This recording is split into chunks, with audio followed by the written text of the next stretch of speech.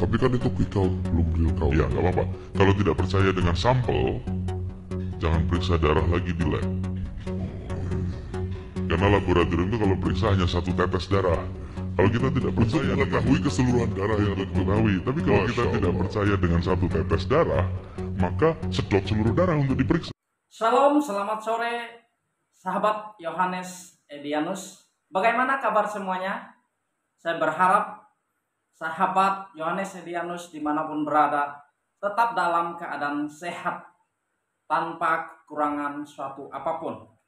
Nah teman-teman, hari-hari ini kita masih dalam suasana pemilu ya, dimana tepat seminggu yang lalu kita sudah melaksanakan pemilihan presiden, pemilihan anggota dewan, baik DPR RI, DPRD provinsi, kabupaten, kota.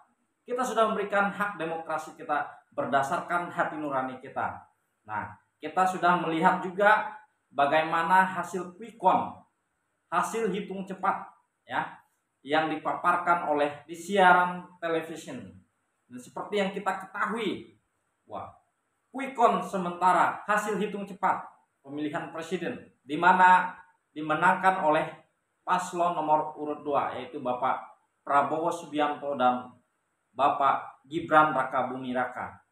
Nah, ketika melihat hasil quick count itu, ada yang merayakan kemenangan itu, tetapi ada juga bagi pasangan calon nomor urut 1 dan nomor urut 3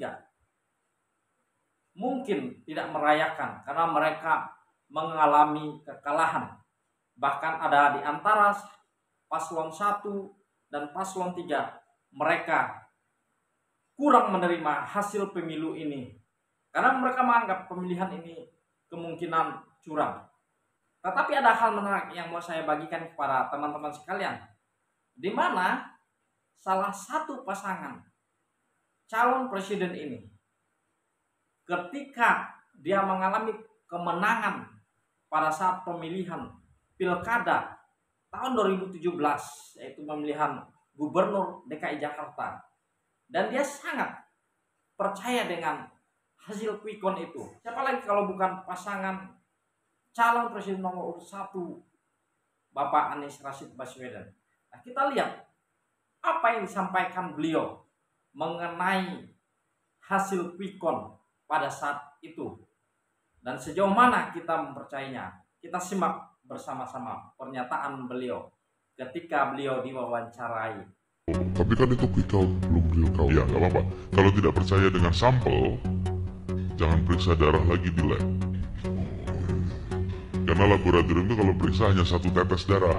Kalau kita tidak percaya mengetahui keseluruhan darah yang diketahui, tapi kalau kita tidak percaya dengan satu tetes darah, maka sedot seluruh darah untuk diperiksa. Nah, teman-teman sudah melihat sendiri apa yang disampaikan oleh Bapak Anies Rashid Baswedan ketika dia ditanyakan oleh salah satu moderator. Moderator itu berkata bahwa Bapak Anies berdasarkan quick count atau hasil hitung cepat, Bapak Anies menang. Tapi itu kan hanya quick count. Dan beliau langsung sampaikan, ya tidak apa-apa kalau tidak percaya. Nah, di situ beliau sampaikan, menganalogikan hasil quick count itu seumpama seseorang yang ingin memeriksa darah. Kalau seseorang memeriksa darah itu tentunya hanya mengambil sampel sedikit untuk mengetes apakah itu sakit, untuk mengetes penyakit apa yang ada dalam tubuh seseorang, bukan mengambil seluruh darah. Dan beliau sampaikan, kalau kita tidak percaya hasil quick count, itu artinya kalau kita tidak percaya sampel darah itu, ya sedot aja semuanya. Nah, maksudnya begini, kalau kita tidak percaya hasil quick count, hasil hitung cepat, kumpulkan semua surat suara itu. Nah, kira-kira begitu.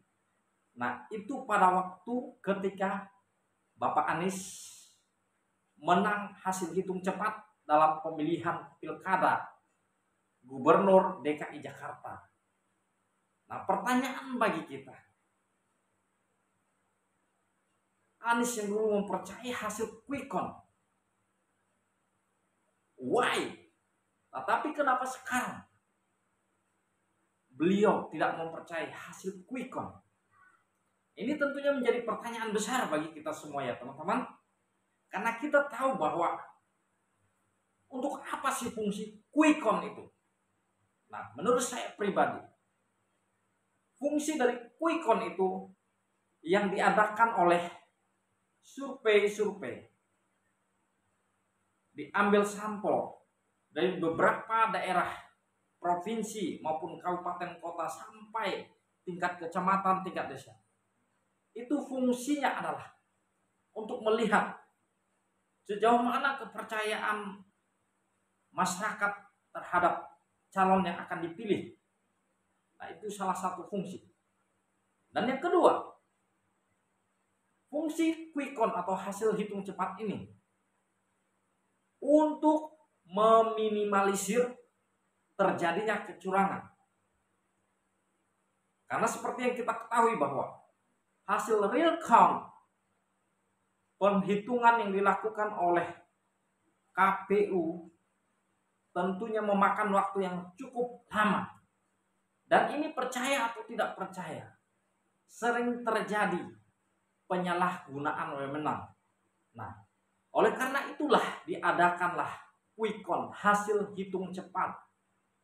Nah, hasil hitung cepat ini pada dasarnya tidak berbeda jauh dengan hasil real count yang dilakukan oleh KPU yang berwenang menangani pemilihan presiden maupun wakil presiden ini.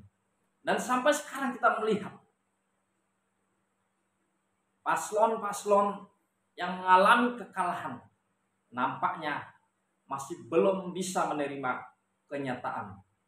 Mereka belum bisa menerima kekalahan dan mereka menganggap ini adalah sebuah kecurangan. Tetapi kita sebagai warga negara Indonesia, kita mempunyai pendapat, siapapun boleh berpendapat. Tetapi yang kita harapkan ketika hasil real count yang akan dikeluarkan oleh KPU nantinya, kita berharap baik itu paslon 01, paslon 03 sama-sama menerima hasil pemilihan presiden yang sudah dilaksanakan secara demokratis. Apapun bentuknya, kita percaya bahwa hasil ini adalah hasil yang sudah ditentukan oleh rakyat. Rakyat yang telah menunjukkan siapa pemimpin yang mereka percayai untuk memimpin bangsa Indonesia ke depan agar Indonesia lebih maju. Nah, itulah teman-teman hal menarik yang sudah kita lihat, di mana salah satu paslon secara tidak langsung ternyata beliau mengakui kekalahannya dan beliau percaya dengan hitungan quick count, hitung cepat, karena itu adalah sampel dari pada real count yang akan ditetapkan oleh KPU. Demikianlah informasi yang bisa saya bagikan kepada kita semua teman-teman.